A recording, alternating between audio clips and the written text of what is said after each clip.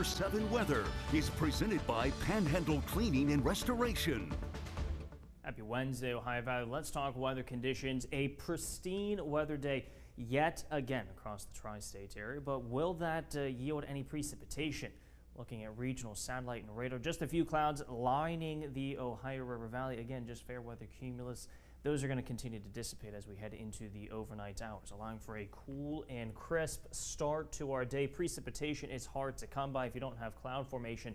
But again, with broad high pressure in dominant control, the threat for rain is non-existent through the middle stages of next week. If anything, we're bone dry moving forward. Even for the next week plus, I'm not even seeing any return of potential precip until we approach the weekend next week. That's, of course, Labor Day weekend. That's just crazy to think that we're going through another prolonged stretch of no measurable rainfall. Again, not good news for the gardens of the grasses. You're just going to have to water them yourself just to kind of keep them up and alive.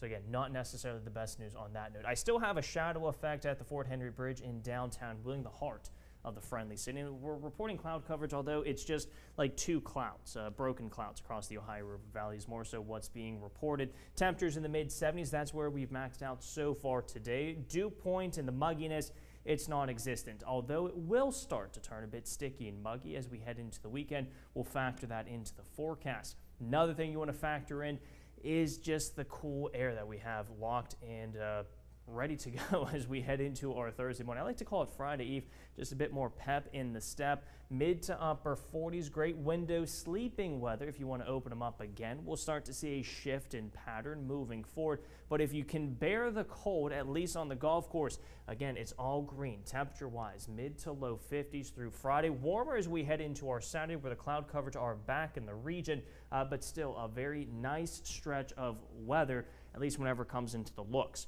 It'll also start to warm back up. We're slowly seeing that transition as we head into our Thursday, upper 70s for daytime highs. Then as we head into our Friday, our winds do shift, blowing more so from the south, and that's what's going to allow us to get back into the 80s for daytime highs, and that stays with us into the weekend. Early on next week, we're back in the upper 80s, low 90s.